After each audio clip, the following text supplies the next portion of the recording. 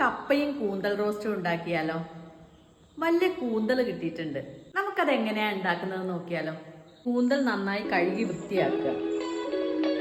എന്നിട്ട് ചെറുതായിട്ട് കട്ട് ചെയ്യുക.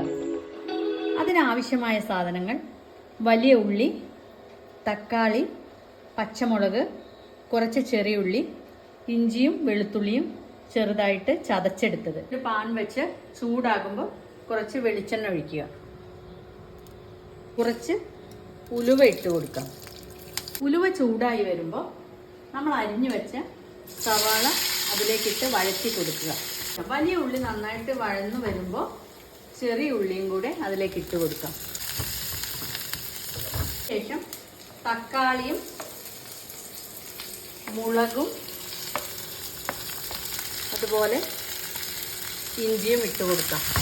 അതിനാവശ്യമായ പൊടികൾ: മുളക് പൊടി, മഞ്ഞൾപ്പൊടി, കുറച്ച് ഇറച്ചി മസാല, മല്ലിപ്പൊടി, ആവശ്യത്തിന് ഉപ്പ്. പൊടികൾ ഓരോന്നായിട്ട് ഇട്ട് കൊടുക്കാം.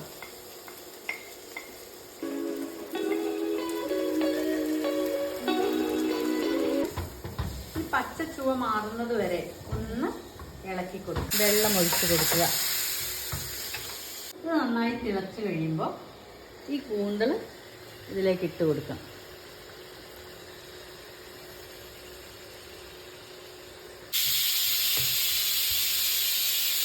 ഒരു 15 മിനിറ്റ് മൂടി വെച്ച് വേവിക്കാം. കൂന്തൽ നല്ലോണം തിളയ്ക്കുന്നുണ്ട് കേട്ടോ. നല്ല സ്മെല്ല് വരാൻ തുടങ്ങിയിട്ടുണ്ടേ. ഈ ഒരു ഗ്രേവിയിൽ തന്നെ നമുക്കിത് എടുക്കാം കേട്ടോ.